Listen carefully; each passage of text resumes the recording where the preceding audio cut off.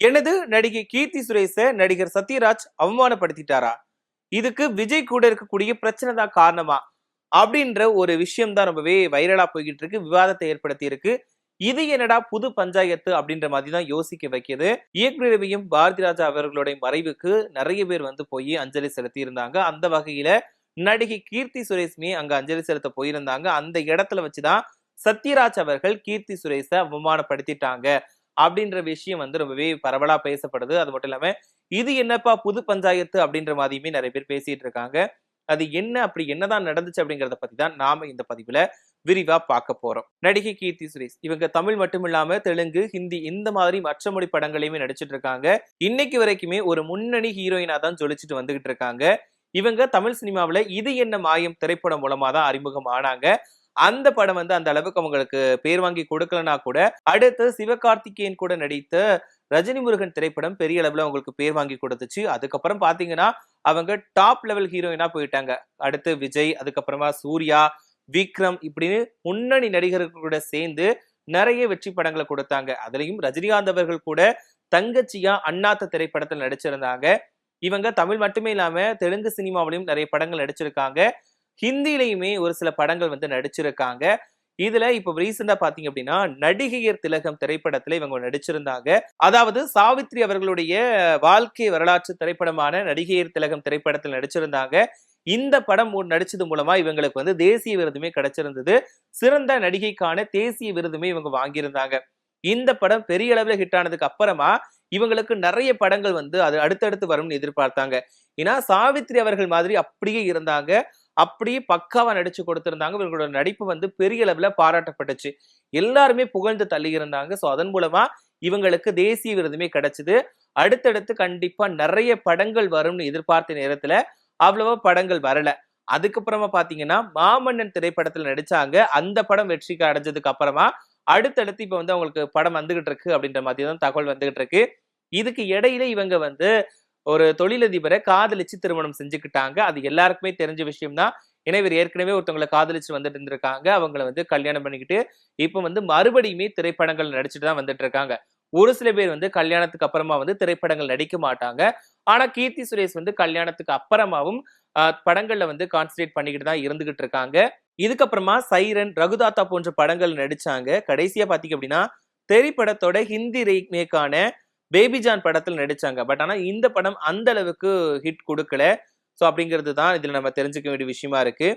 So அதுக்கப்புறம் காதல், திருமணம் இந்த வாழ்க்கை போய்கிட்டு இருக்கக்கூடிய இடத்துல மறுபடியும் நடிப்புக்கு வந்துட்டாங்க.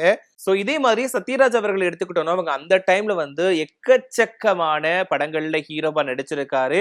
சோ நிறைய வெற்றி படங்களை கொடுத்திருக்காரு. அவருக்கு ஒரு இன்ட்ரோ கொடுக்க வேண்டிய அவசியமே கிடையாதுன்னு நினைக்கலாம். ஏன்னா நிறைய படங்கள் வெற்றி படங்கள் கொடுத்து அப்போ ஒரு முன்னணி ஸ்டாரா இருந்தாரு அவரு. இப்பவுமே வந்து தொடர்ந்து படங்கள்ல நடிக்கிறதுக்கு கவனம் செலுத்திக்கிட்டு தான் வந்துட்டு இருக்காரு. அடுத்தடுத்து நிறைய படங்கள்ல நடிச்சுட்டு வந்துகிட்டு தான் இருக்கிறாரு. அதுவும் முக்கியமான கதாபாத்திரத்துல நடிச்சுட்டு வந்துகிட்டு தான் இருக்கிறாரு. ஏன்னா அவருக்கான கதாபாத்திரம் அப்படிங்கிறது ஸ்ட்ராங்கா இருந்தாதான் அதுக்கு வேல்யூ அப்படிங்கிறதுனால அவருமே கேரக்டரை சூஸ் பண்ணி அவங்களுக்கு எந்த கேரக்டர் தேவையோ அதை சூஸ் பண்ணி நடிச்சுட்டு வந்துட்டு இருக்காரு. சோ இதுக்கு இடையில பாத்தீங்க அப்படின்னா இயக்குனர் இமயம் பாரதிராஜா அவர்கள் வந்து காலமாகிட்டாங்க. அவங்களுக்கு அஞ்சலி செலுத்துறதுக்காக நிறைய திரை பிரபலங்கள், அரசியல் தலைவர்கள் எல்லாருமே போயிருந்தாங்க. அப்போ கீர்த்தி சுரேஷ் அப்புறம் ராதிகா இவங்களுமே போயிருக்காங்க. அந்த இடத்துல சத்யராஜ் அவர்கள் வந்து நிக்கிறாங்க. அப்ப அந்த இடத்துல பாத்தீங்க அப்படின்னா சத்யராஜ் அவர்கள் ராதிகா அவர்களை அரவணைச்சு ஆறுதல் சொல்றாரு. அங்க பக்கத்துல தான் கீர்த்தி சுரேஷ் நிக்கிறாங்க. ஆனா கீர்த்தி சுரேஷ வந்து அவங்க கண்டுக்காம அப்படி வேற பக்கம் திசை திரும்பி போயிட்டாரு. சோ இதனாலதான் கீர்த்தி சுரேஷ வந்து வாண்டடா அவாய்ட் பண்ணிட்டாரு.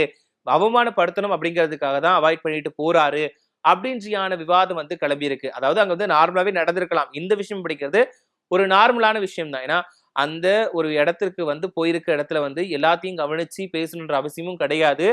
பட் ஆனா கீர்த்தி சுரேஷ்க்கு அவர் வந்து கண்டிப்பா பார்த்து அவரை வந்து அவங்களுக்கு ஆறுதல் சொல்லணும் அப்படின்ற அவசியமும் கிடையாது தான்.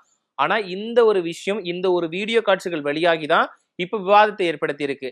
இல்ல இது வந்து வாண்டர்ன்னு நடந்த விஷயம் தான். இவர் வேணும்னே தான் கீர்த்தி சுரேஷ வந்து அவாய்ட் பண்ணியிருக்காரு. அதுக்கு காரணம் விஜய் அவர்களுடனான பிரச்சனை தான் காரணம் அப்படின்னு எல்லாருமே ஒவ்வொரு விஷயத்த வந்து சொல்லிக்கிட்டு இருக்காங்க. ஏன்னா இப்ப கீர்த்தி சுரேஷ் பொறுத்த வரைக்கும் விஜய் அவர்களோட தீவிர ரசிகை.